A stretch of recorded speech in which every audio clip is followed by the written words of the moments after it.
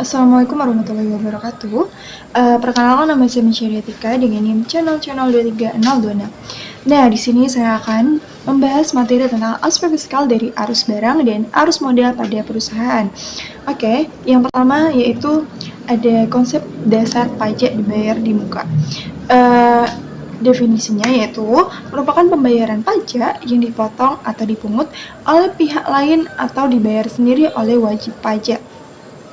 Dapat diperhitungkan atau dikreditkan dengan total pajak terutang pada akhir tahun, kecuali pajak tersebut bersifat final.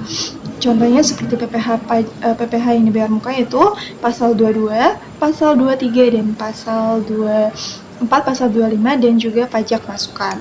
Oke, di sini kita akan membahas tentang pajak penghasilan pasal 22. Yang berisi tentang pajak atas penjualan dan pembelian barang. Pemungut PPh pasal 22 yaitu bank devisa dan DJBC atas impor dan barang, bendahara pemerintah dan KPA atas pembelian barang, lalu badan usaha industri tertentu atas penjualan barang. Lalu yang berikutnya ada badan usaha industri tertentu atas penjualan hasil produksi di dalam negeri seperti semen, kertas, baja, otomotif. Lalu yang berikutnya adalah importir atau produsen atas penjualan seperti BBM, gas, dan pelumas atau oli. Lalu yang berikutnya adalah industri eksportir tertentu atas pembelian bahan baku dari pedagang pengumpul, sektor kehutanan seperti pertanian, perikanan, dan lain-lain. Yang berikutnya itu adalah tarif PPh pasal 22 atas impor barang. Yang pertama yaitu jenis impornya. Kalau umum, importir apinya sebesar 2,5% dari nilai impor. Nah, untuk importir non-apinya 7,5% dari nilai impor. Harga jual lelangnya tidak ada. Lalu kedelai, gandum atau terigu, importir berapinya yaitu 0,5% dari nilai impor. Importir non-apinya sebesar 7,5% dari nilai impor. Harga jual atau lelangnya tidak ada. Nah, barang lelang DJBC. Importir berapinya tidak ada, importir non-apinya tidak ada, dan juga harga jual lelangnya yaitu sebesar 7,5% dari harga jual lelang. Jadi, API itu adalah angka pengenal importir. API adalah nomor identitas resmi yang diberikan kepada pelaku usaha untuk melakukan kegiatan impor barang ke Indonesia. Nah, API ini berfungsi sebagai izin atas impor, mencatat data impor dan dalam sistem pemerintahan serta memastikan bahwa kegiatan impor dilakukan secara legal dan terawasi. Catatan pentingnya yaitu nilai impor sama dengan biaya asuransi dan biaya angkut ditambah dengan biaya masuk. Tarif wajib pajak non-NPWP itu bakalan 100% lebih tinggi dari tarif yang biasanya orang punya NPWP. Oke, berikutnya yaitu ada tarif PPh pasal 22 atas penjualan atau pembelian domestik.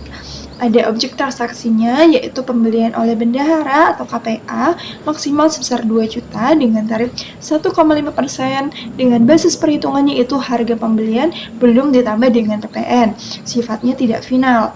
Lalu yang berikutnya adalah penjualan industri semen.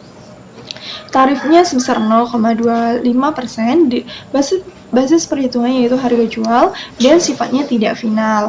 Lalu yang berikutnya adalah penjualan industri otomotif sebesar 0,45% dengan basis perhitungan harga jual dan sifatnya tidak final. Lalu yang berikutnya adalah penjualan barang sangat mewah sebesar 5% dengan harga jual belum ditambah PPN dan sifatnya tidak final.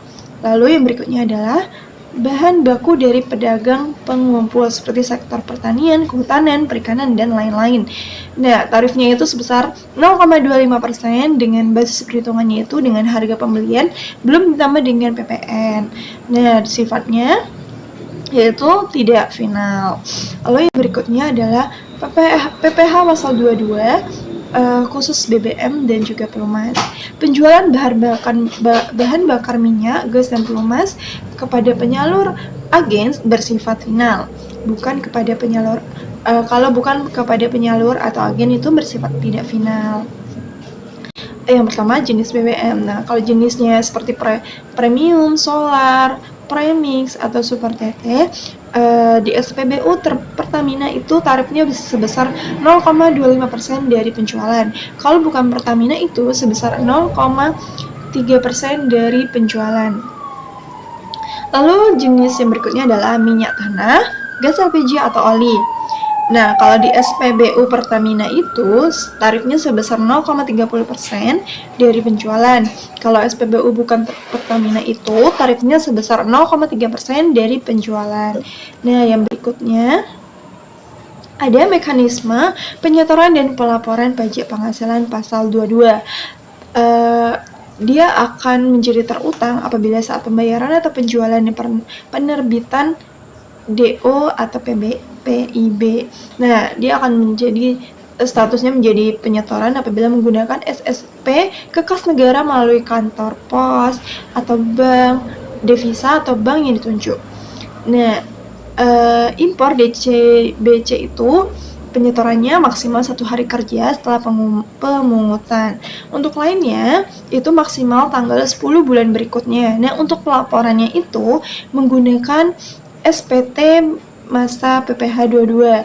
Nah, untuk impor DJBC-nya itu hari kerja terakhir minggu berikutnya. Untuk yang lainnya, itu maksimal 20 hari setelah masa pajak berakhir. Oke, selanjutnya adalah pajak penghasilan pasal 23 yang berisi tentang pajak atas modal, jasa, dan kegiatan. Nah, definisinya yaitu ada pemotongan atas penghasilan yang diterima wajib pajak dalam negeri atau BUT dari modal seperti bunga, dividen, royalti. Terus tuh ada penyerahan jasa atau penyelenggaraan kegiatan. Pemotongan PPh 23 yaitu dilakukan oleh badan pemerintah, subjek pajak dalam negeri, penyelenggara kegiatan BUT, dan WP orang pribadi tertentu seperti seorang akuntan, notaris, dokter, dan lain-lain. Nah, saat pemotongannya itu akan dilakukan saat disediakan untuk dibayar atau telah jatuh tempo. Oke, berikutnya adalah tarif 15% PPh 23 dari penghasilan bruto. Dividen untuk wajib pajak pribadi itu sebesar 15%. Nah, untuk bunga itu termasuk premium, diskonto, dan imbal jaminan pengembalian hutang itu bunganya 15%. Nah, untuk royalti atas penggunaan hak kekayaan intelektual seperti hak cipta, paten, barang dagang, dan lain-lain itu juga 15%. Nah, untuk hadiah dan penghargaan selain undian yang dikecualikan juga 15%. Untuk catatan khususnya, dividen dan hadiah, dividen untuk wajib pajak orang pribadi dikenakan PPh final sebesar 10%. Nah, untuk hadiah dan undian dikenakan PPh final sebesar 25% dari bruto. Oke, berikutnya yaitu tarif 2% PPh 23 dari penghasilan bruto. Sewa dan penghasilan lain sehubungan dengan penggunaan harta, kecuali seperti sewa tanah atau bangunan yang dikenakan PPh final 2%, maka dikenakan PPh final itu sebesar 2%. Nah, untuk imbalan jasa seperti jasa teknik, jasa manajemen, jasa konstruksi, jasa konsultan, dan jasa lain yang ditetapkan oleh Dirjen Pajak itu dikenakan tarif pajak sebesar 2%. Nah, catatan, tidak termasuk dengan jasa yang sudah dipotong dalam PPh pasal 21 ya. Nah, berikutnya ada mekanisme penyetoran dan pelaporan pasal 23. Nah, terdapat bukti potong.